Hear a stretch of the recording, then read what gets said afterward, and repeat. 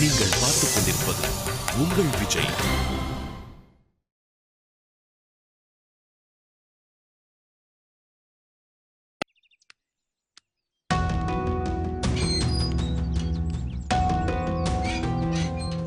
அம்மு, அம்மா வராங்க பாரு.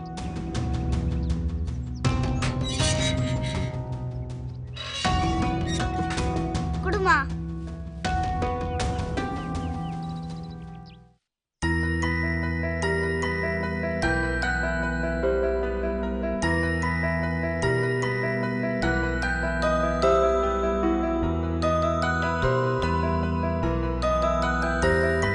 உட்காருங்க.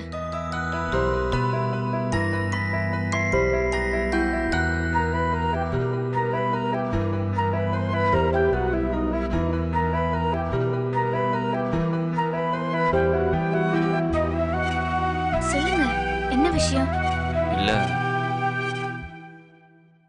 பணம் கொடுத்துட்டு போலான்னு வந்தேன். ப்ளீஸ், அது கொஞ்சம் உள்ள வைங்க.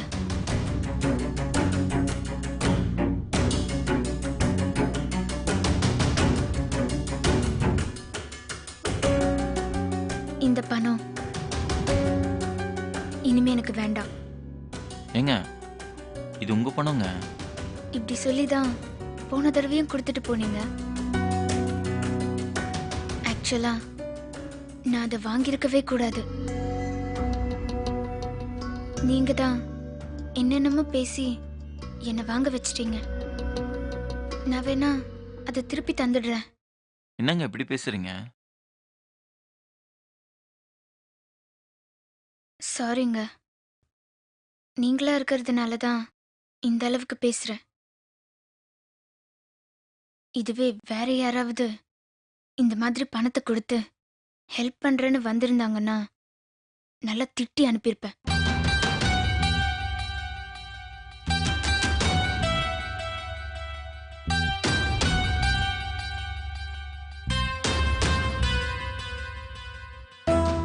என் அறிவுக்கு எட்டின வரைக்கும் மனோகர் உங்களுக்கு பணமா ஹெல்ப் பண்ணிருக்க வாய்ப்பே இல்லை. ஆனா நீங்க ஏன் இப்படி பண்றீங்கன்னு எனக்கு தெரியல. அதே சமயம்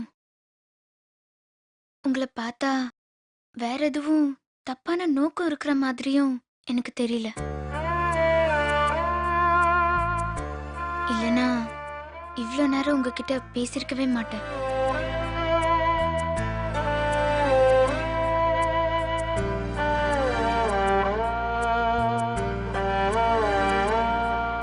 உங்களை பார்த்தா ரொம்ப ஹானஸ்டான பர்சனா நல்லா தெரியுது. எங்க மேல நீங்க வச்சிருக்கிற அக்கறை உங்க கண்ணிலே தெரியுது. ஆனா எதுக்கு இப்படி பண்றீங்கன்னு தான் புரியல. இல்ல, அவர் உங்களுக்கு பணம் கொடுத்ததாவே இருக்கட்டும், அதுக்காக இன்னும் எத்தனை நாளைக்கு தான் உங்களால இப்படி கொடுத்துட்டே இருக்க முடியும்? இல்ல, உங்க கடன் தீர்ற வரைக்கும். ப்ளீஸ், உங்க அக்கறைக்கு நன்றி.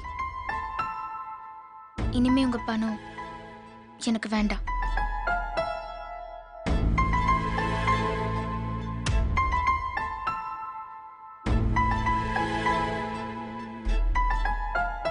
வேற என்ன? வேற ஒன்றும் இல்லை, நான் கிளம்புறேன்.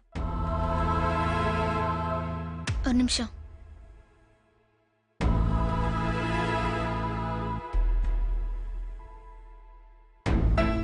நிஜமாவே உங்க ஃப்ரெண்ட் குடும்பத்துக்கு நீங்க ஏதாவது செய்யணும்னு நினைச்சா பணமா வேண்டாம்.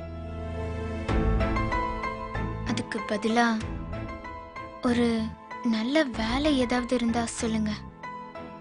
சாரி, இந்த ஆங்கிள் நான் யோசிக்கவே இல்லை. நீங்க என்ன படிச்சிருக்கீங்க? எம்காம்.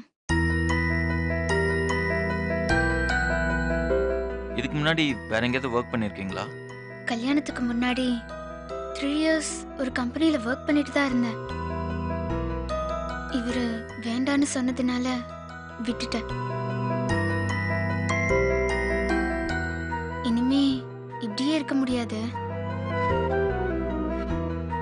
வேலைக்கு போகணுங்கிற கட்டாயம் வந்துருச்சு.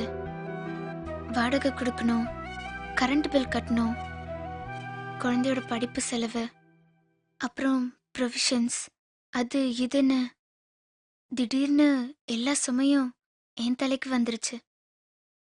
ஏதாவது ஒரு வேலைக்கு போயே ஆகணும். அது ஒன்றும் பிரச்சனை இல்லைங்க. உங்க ரெஸ்யூம் வந்தா கொடுங்களேன். ஒரு நிமிஷம் இருங்க, வந்துடுறேன்.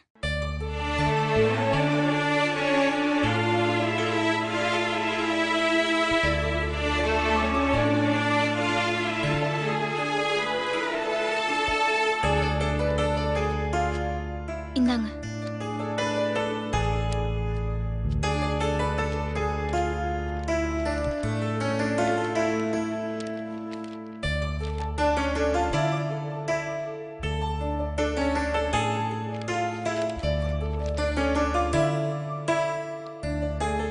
என்னங்க ஸ்போர்ட்ஸ்லாம் கலக்கியிருக்கீங்க? அதுல எனக்கு ரொம்ப ஆர்வம்.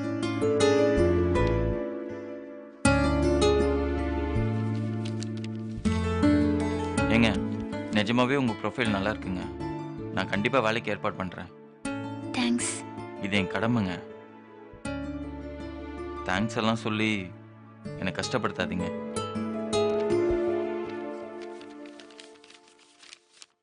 நான் வரேங்க. சரிங்க. அம்மோ, அம்மா அங்கிள் கிளம்புறாங்க, டாடா சொல்லு. Bye uncle. பாய். நான் வரேங்க. வாங்க.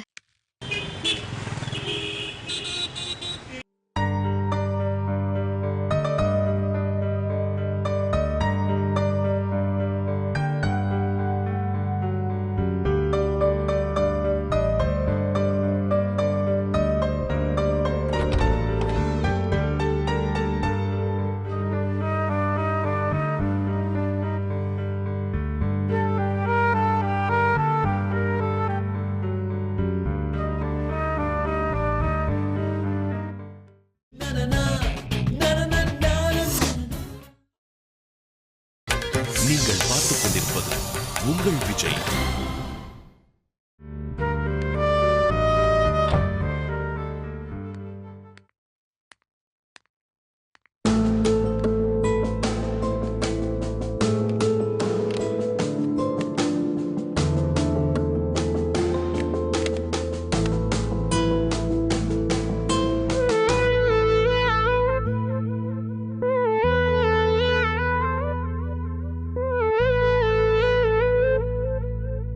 என்ன? இன்னைக்கு லாஸ்ட் கவுன்சிலிங் இருக்கு. தெரியும். உனக்கு தெரியாதுன்னு நினைச்சிட்டு நான் சொல்லல. உனக்கு ஞாபகம் இருக்கும்னு தெரியும், ஆனா நீ வரமாட்டேன்னு தெரியும். அப்படிலாம் இல்ல. லாஸ்ட் டைம் நான் வர முடியாம போனதுக்கு காரணம் என்னன்னு நீ சொல்லவே இல்ல. விஷ்ணு மட்டும் சொல்லலனா ரீசன் என்னன்னு எனக்கு தெரியாமலே போயிருக்கும். ஏன்னா உன் பிரச்சனை நீ எப்பவும் உன் பிரச்சனை தானே பாக்குற. அது நம்ம பிரச்சனையை யோசிக்கிறதே இல்லையே. கவுன்சிலிங்க்கு வர முடியலனா அதுக்கு உன்கிட்ட ஒரு நியாயமான காரணம் இருக்கும்.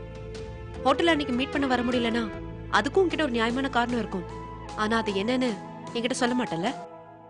இல்ல, வர முடியாம போனதுக்கு அப்புறம் அது காரணம் சொல்லி என்ன பிரயோஜனம்? அதான். அப்படி இல்ல, மத்தவங்க பிரச்சனைக்கு நீ ஹெல்ப் பண்றதை நான் தப்புன்னு சொல்லல. கொஞ்சம் நம்ம பிரச்சனையும் ஞாபகம் வச்சுக்கிட்டு அதுக்கு என்ன பண்ணலாம்னு யோசிச்சா நல்லா இருக்கும்னு சொல்றேன். நீ நினைக்கிற மாதிரிலாம் ஒண்ணும் இல்ல ராஜி. எல்லாத்துக்கும் சிச்சுவேஷன் தான் காரணம். அதை என்கிட்ட ஷேர் பண்றதுல என்ன ப்ராப்ளம்? நாம இப்ப புருஷன் பொண்டாட்டியா சந்தோஷமா வாழ்ந்துட்டு இருக்கோம்னு நான் இதை சொல்லல. ஆனா நீ கட்டின தாலி இன்னும் என் கழுத்துல தான் இருக்கு.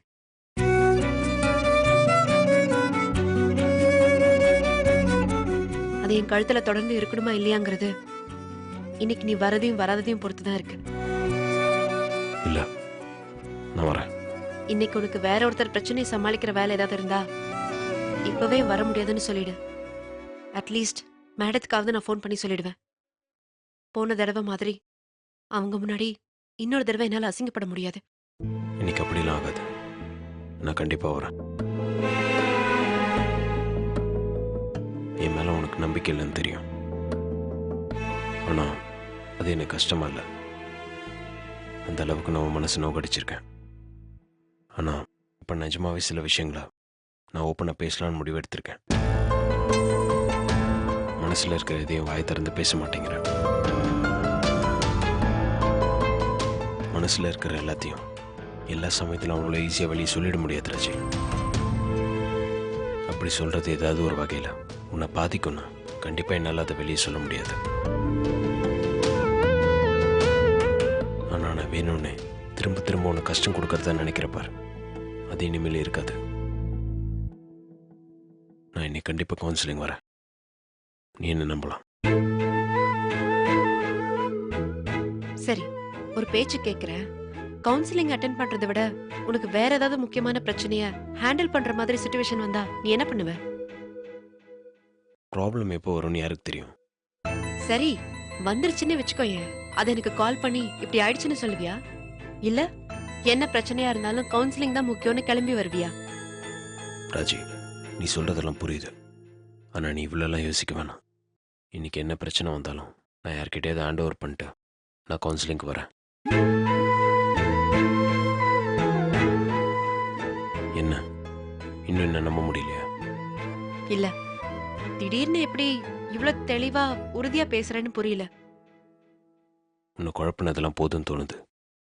நானும் குழம்பி உன்னையும் குழப்பி எதுக்கு இந்த கஷ்டம்? உனக்கு என்ன, என் மனசில் என்ன இருக்குன்னு தெரியணும், அதானே?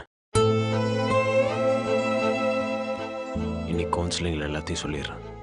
எதையும் மறைக்காம தெளிவா, எந்த குழப்பமும் இல்லாம.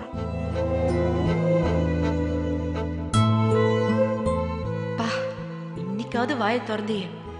சத்தியமா இன்னைக்கு செம மழை இருக்கு. நீ சொல்ற விஷயம் என்ன பாதிக்கும்னா அதை சொல்ல மாட்டியோ? அவ்வளோ அக்கறையா என் மேல உனக்கு? பார்க்கலாம், கவுன்சிலிங்ல என் மனசு பாதிக்காம நீ எப்படி பேசுறேன்னு பார்க்க தானே போற. எனக்கு என்ன உன்னை வெறுப்பேற்றணும்னு ஆசையா? வரேன்னு சொல்லிட்டு வரலன்னா, அதுக்கு ரீசன் சொல்ல முடியலன்னா நான் உன்னை வேணும்னே டார்ச்சர் பண்ணுறேன்னு நினைப்பியா? காரணம் சொல்ல முடியாமல் ஏதோ ஒரு பிரச்சனை இருக்கும்னு யோசிக்க மாட்டியா? என்னை நீ புரிஞ்சுக்கிட்டது அவ்வளோதானா? இதுக்கு தானே கார்த்திக் இவ்வளோ நாளா காத்துட்டு இருந்தேன். இப்போ கூட ஒன்றும் இல்லை, நீ அங்கே வந்து சொல்றத இங்கே இப்பவே சொல்லிட்டா எவ்வளோ நல்லா இருக்கும். அதையே உனக்கு தோணவே மாட்டேங்குது.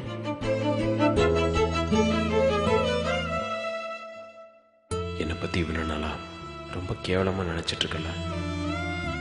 எனக்கு இதெல்லாம் தேவையா? நீ நல்லா இருக்கணும்னு தானே நான் இவ்வளோ கஷ்டத்தையும் தாங்கிட்டு இருக்கேன். இன்னைக்கு எல்லாத்தையும் சொல்லிடுறேன். அப்போ உன் முகம் எப்படி போகுதுன்னு நான் பார்க்க தானே போகிறேன். ஸோ உன்னை நம்பலாங்கிற? நான் வரமாட்டேன்னு நினச்சிட்டு நீ போகலனாலும் பரவாயில்ல. நான் கண்டிப்பாக கவுன்சிலிங் அட்டென்ட் பண்ணணும்னு முடிவு பண்ணிட்டேன். நான் வேணா கிளம்பும் போது எதுக்கும் ரிமைண்ட் பண்றேன். தேவையில்லை. உன்னை விட நான் தான் இப்போ இந்த கவுன்சிலிங் அட்டென்ட் பண்ணணுன்னு ரொம்ப ஈகராக இருக்கேன். இதுக்கு மேலே நம்ம பிரச்சனையை இழுக்கிறதுல அர்த்தம் இல்லைன்னு தோணுது. என் மனசில் என்ன இருக்குன்னு நான் ஓப்பனாக சொல்லிடுறேன். நீயும் சொல்லு. அதுக்கப்புறம் மேம் அவங்க கருத்து சொல்லிட்டோம். ஜட்ஜ் அவரோட தீர்ப்பை சொல்லிட்டோம். அவ்வளோதான்.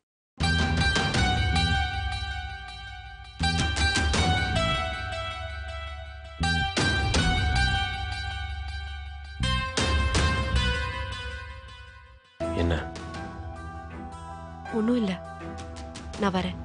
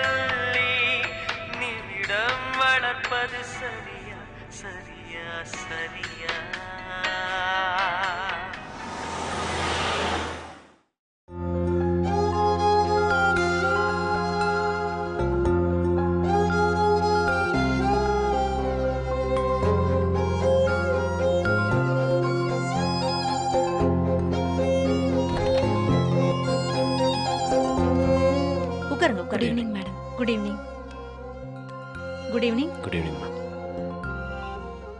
சாரி கார்த்தி வரது கொஞ்சம் லேட் ஆயிடுச்சு எப்படி இருக்கீங்க ஃபைன் மேம். இன்னைக்கு கூட நீங்க வரமாட்டீங்கன்னு நினைச்சேன் என்ன சிரிப்பு நீங்க தான் போன தடவை வரவே இல்லையே இல்லை இது கொஞ்சம் வேலையில் மாட்டிக்கிட்டேன். இது வாழ்க்கை வேலையை விட வாழ்க்கை முக்கியம் இல்லையா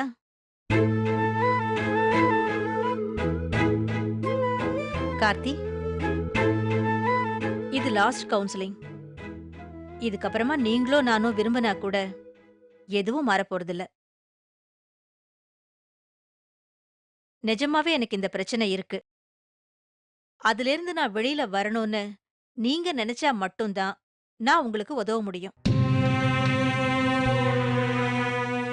மனச நீங்க பூட்டி வச்சுக்கிட்டீங்கன்னா என்னால எதுவுமே பண்ண முடியாது நீங்க நம்பணும் அதுதான் முக்கியம் நான் மருந்து தரேன் நீங்க அதை சாப்பிட மாட்டேன்னு அடம்பிடிச்சா நான் என்ன பண்ண முடியும் ராஜி நீங்க என்ன நினைக்கிறீங்கன்னு சொல்லுங்க என்ன மேடம்? உங்களோட நிஜமான விருப்பம் என்ன அது வந்து யோசிக்காம சொல்லுங்க எதுவா இருந்தாலும் சொல்லுங்க அவர் சொல்லட்டும் மேடம். ஏன் அதுக்கேத்த மாதிரி நீங்க பதில் சொல்லலான்னு பாக்குறீங்களா அப்படிலாம் இல்ல மேடம். சரி கார்த்திக் உங்க விருப்பம் என்ன விருப்பம்லாம் ஒன்றும் இல்லை, வேறு வழி இல்லாமல் தான் பிரியணும்னு முடிவெடுத்தோம். எதுக்காக பிரியணும்னு முடிவெடுத்தோமோ அந்த காரணம் இன்னும் அப்படியே தான் இருக்கு. அதில் எந்த மாற்றமும் வரல. புரியுற மாதிரி சொல்லுங்க சும்மா குழப்பக்கூடாது சேர்ந்து இருக்கணும்னு நினைக்கிறீங்களா இல்ல பிரியறது தான் பெட்டர்னு நினைக்கிறீங்களா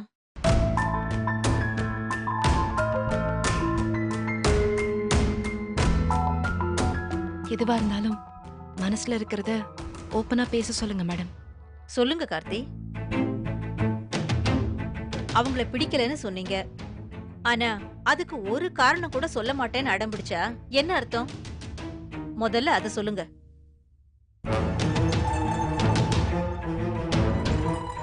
பிரியறதுன்னு யோசிச்சா நிறைய காரணம் சொல்ல முடியுமா? முதல் கவுன்சிலிங் வந்தப்போ ஒரு காரணம் கூட நீங்க சொல்லலையே இல்லை, அப்போ தேவையில்லாமல் அவங்கள பற்றி எதுக்கு சொல்லணும் தான் நான் சொல்ல.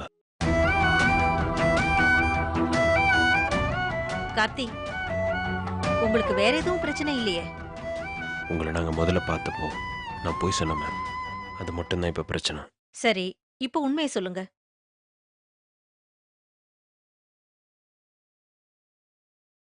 எனக்கு எப்படியாவது டிவோர்ஸ் வாங்கி கொடுத்துருங்க மேம்.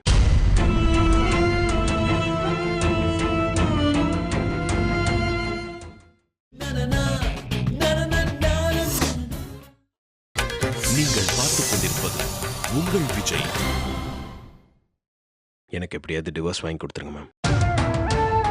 காரணத்தை சொல்லுங்க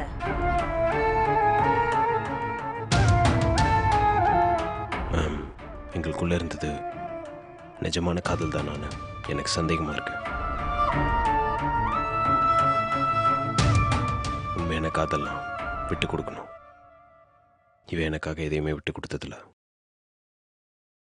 இப்போ வரைக்கும் அவளுக்கு அவளோட ஈகோ தான் மேம் முக்கியம்.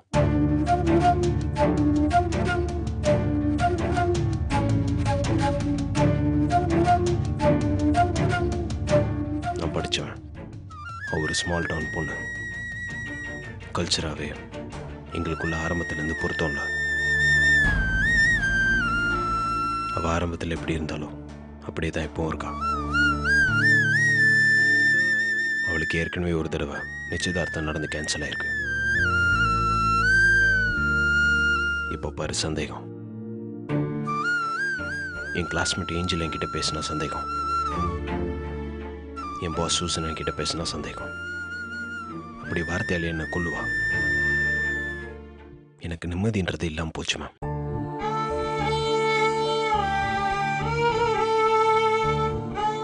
இவளோட சந்தேகத்தால எப்பன காரியத்தால அவங்க இறந்தே போயிட்டாங்க.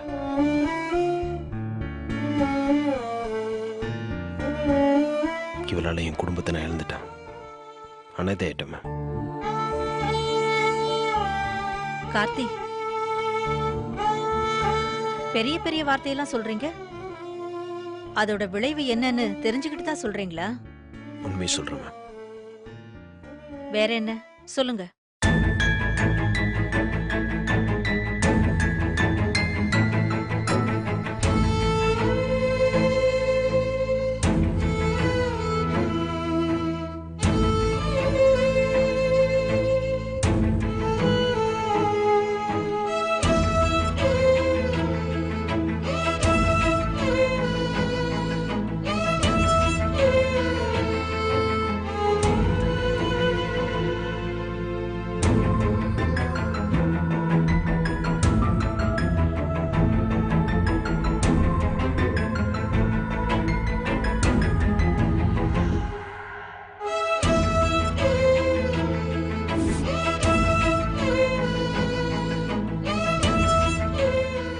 இன்னும் நிறைய இருக்கு, இப்படி சொல்லிக்கிட்டே போகலாம். அவங்களோட சேர்ந்து இருக்கிறதுக்கு காரணம் எதுவுமே இல்லையா? சட்டுன்னு கேட்டா எதுவும் தெரில மேம். ஆ, நல்லா சமைப்பாங்க, அவ்வளோதான். வேற என்ன மேம்? ஒரு நிமிஷம் பொறுங்க. ராஜி, இதுக்கு உன்னோட பதில் என்ன? அவர் சொன்னதெல்லாம் உண்மைதான் மேடம். அதுக்காக நான் மன்னிப்பு கேட்டுக்கிறேன். சாரி.